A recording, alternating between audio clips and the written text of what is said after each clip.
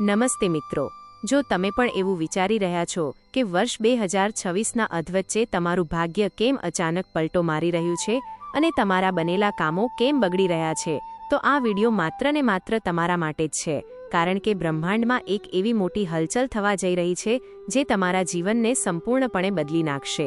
દેવગુરુ બૃહસ્પતિ ખૂબ જ ટૂંક સમયમાં પોતાનું સ્થાન બદલીને એક એવી રાશિમાં જવાના છે જ્યાં તેઓ સૌથી વધુ શક્તિશાળી બને છે.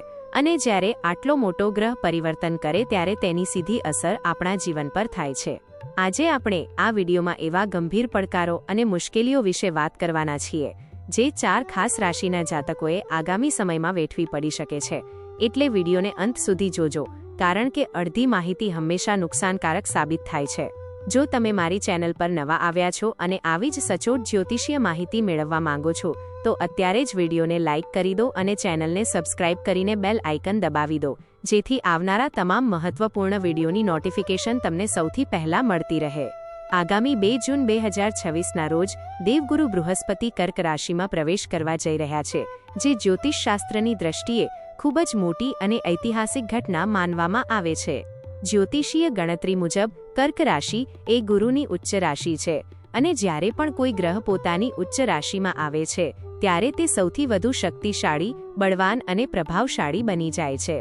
ગુરુ ગ્રહને જ્ઞાન, ભાગ્ય, સંતાન, ધન અને ધર્મનો કારક માનવામાં આવે છે અને જ્યારે તેઓ આટલા મજબૂત બને છે ત્યારે ટ્રાન્સએટલાન્ટિક તેમની શુભ અને અશુભ બંને અસરો અતિશય તીવ્ર બની જાય છે. ગુરુનું આ શક્તિશાળી ગોચર દેશ અને દુનિયા સહિત તમામ રાશિઓ પર વ્યાપક અસર કરશે, જેમાં કેટલાક લોકો માટે પ્રગતિના નવા દ્વાર ખુલશે તો વળી કેટલીક રાશિઓ માટે આ સમય અગ્નિ પરીક્ષા સમાન સાબિત થઈ શકે છે. સૌથી પહેલા આપણે વાત કરીએ મેષ રાશિના જાતકોની, જેમના માટે ગુરુનું આ મહાગોચર ચોથા ભાવમાં થવા જઈ રહ્યું છે, જેને સુખ અને માતાનું સ્થાન માનવામાં આવે છે. આ ગોચરના કારણે તમારા પારિવારિક જીવનમાં અચાનક મોટા ઉતાર ચઢાવ આવી શકે છે અને ઘરમાં શાંતિનો અભાવ વર્તાઈ શકે છે. તમારી માતાના સ્વાસ્થ્યને લઈને આ સમયે ચિંતાઓ વધી શકે છે અથવા તો ઘરના અચાનક આવી પડેલા સમારકામ પાછળ તમારો મોટો ખર્ચ થવાની સંભાવના દેખાઈ રહી છે. કાર્યક્ષેત્રમાં પણ તમારી ઈચ્છા વિરુદ્ધ અણધાર્યા અને ન ગમતા ફેરફારો થઈ શકે છે, જે તમને માનસિક તણાવ આપશે. તેથી તમારે આ આખો સમય ખૂબ જ ધીરજ અને સંયમ જાળવી રાખવો પડશે. જે રાશિ માટે મુશ્કેલીઓ ઊભી થવાની છે તે છે મિથુન રાશિ, કારણ કે બૃહસ્પતિ તમારી જ રાશિમાંથી બહાર નીકળીને હવે બીજા ભાવમાં પ્રવેશ કરવા જઈ રહ્યા છે. બીજો ભાવ ધન અને વાણીનો હોવાથી આર્થિક મોરચે તમારે પહેલા કરતાં વધુ સજાગ અને સાવધ રહેવું પડશે, નહીંતર મોટી નુકસાની વેઠવી પડી શકે છે. આ સમય દરમિયાન તમને ધન સંચય એટલે કે બચત કરવામાં ભારે મુશ્કેલીઓ નડી શકે છે અને હાથમાં આવેલો પૈસો ક્યાં વપરાઈ જશે તેની ખબર પણ નહીં પડે. સૌથી મોટી સાવધાની તમારે તમારી વાણી પર રાખવાની છે, કારણ કે તમારા મોઢામાંથી નીકળેલા ખોટા શબ્દો પરિવારમાં મોટા મતભેદ અને ઝઘડાનું કારણ બની શકે છે. એટલે બિનજરૂરી અને ખોટા ખર્ચાઓ પર તાત્કાલિક લગામ લગાવી દેજો. ત્યારબાદ ત્રીજી પ્રભાવિત રાશિ તુલા છે, જેમના માટે ગુરુનું ગોચર રાશિથી 10મા ભાવમાં થવા જઈ રહ્યું છે, જેને કર્મ અને કરિયરનું સ્થાન કહેવામાં આવે છે. કરિયર અને બિઝનેસના ક્ષેત્રમાં અચાનક કોઈ મોટો નકારાત્મક ફેરફાર આવી શકે છે અથવા તો વ્યાપારમાં તણાવપૂર્ણ સ્થિતિ ઊભી થવાની પ્રબળ શક્યતાઓ દેખાઈ રહી છે.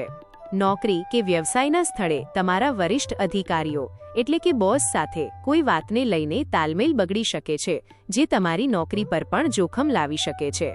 તમારે ખાસ ધ્યાન રાખવું પડશે કે આ સમયગાળા દરમિયાન કોઈ પણ નવું રોકાણ કે કામ ઉતાવળમાં ન કરવું અને ઓફિસના રાજકારણથી બિલકુલ દૂર રહેવું. ચોથી અને છેલ્લી રાશિ કુંભ છે, જેમના માટે ગુરુનું આ ભ્રમણ રાશિથી 6ઠ્ઠા ભાવમાં થવા જઈ રહ્યું છે, જે રોગ, ઋણ અને શત્રુઓનો ભાવ માનવામાં આવે છે. આ ગોચર તમારા સ્વાસ્થ્ય અને શત્રુઓ સાથે જોડાયેલી જૂની કે નવી સમસ્યાઓમાં અચાનક મોટો વધારો કરી શકે છે, જે તમારી રાતની ઊંઘ ઉડાવી દેશે. આ સમયે તમારા ગુપ્ત શત્રુઓ અને વિરોધીઓ સક્રિય થશે, જે પીઠ પાછળ વાર કરીને તમને મોટું સામાજિક કે આર્થિક નુકસાન પહોંચાડવાનો પ્રયાસ કરી શકે છે. કાનૂની બાબતો, કોર્ટ કચેરીના કામો કે મિલકતના વિવાદોમાં ભારે સાવધાની રાખવી તેમજ સ્વાસ્થ્ય પ્રત્યે જરાય બેદરકારી ન દાખવવી, નહીંતર હોસ્પિટલના મોટા ખર્ચા દેવા તરફ ધકેલી શકે છે. દેવગુરુ બૃહસ્પતિનું કર્ક રાશિમાં આવવું એ બ્રહ્માંડની એક એવી અનિવાર્ય ઘટના છે જેની અસરોથી કોઈ બચી શકવાનું નથી, પણ સાવચેતી રાખવાથી મુશ્કેલીઓ ચોક્કસ ઓછી થઈ શકે છે. મેષ, મિથુન, તુલા અને કુંભ રાશિના લોકોએ આગામી 1 વર્ષ સુધી પોતાના નિર્ણયો ખૂબ જ વિચારીને લેવા પડશે અને નસીબના ભરોસે બેસી રહેવાનું છોડવું પડશે. આ સમયગાળો તમારી ધીરજ, સખત મહેનત અને સંબંધોની કસોટી કરશે, જેમાં જો તમે સમજદારીપૂર્વક આગળ વધશો તો મુશ્કેલીના વાદળો આપોઆપ વિખેરાઈ જશે. જો તમારી રાશિ પણ આ 4માંથી એક છે તો ગભરાવાની જરૂર નથી, પરંતુ અત્યારથી જ સજાગ થઈને આર્થિક અને શારીરિક બાબતોનું આયોજન કરી લેવું હિતાવહ છે. આ નકારાત્મક અસરોને ઓછી કરવા માટે નિયમિતપણે ગુરુ મંત્રના જાપ કરવા, વડીલો અને ગુરુઓ આશીર્વાદ લેવા તેમજ પીળી વસ્તુઓનું દાન કરવું તમારા માટે રક્ષણ કવચ સમાન સાબિત થશે. જ્યોતિષશાસ્ત્ર આપણને ડરાવવા માટે નહીં, પણ આવનારા સમય માટે પૂર્વ તૈયારી કરવા અને સચેત કરવા માટેનું એક સચોટ માધ્યમ છે, જેનો આપણે લાભ લેવો જોઈએ. ગ્રહોની આ ચાલ આપણને એ જ શીખવે છે કે સમય હંમેશા એક સરખો નથી રહેતો અને સુખ પછી દુઃખ કે પડકારો આવવા એ સૃષ્ટિનો નિયમ છે.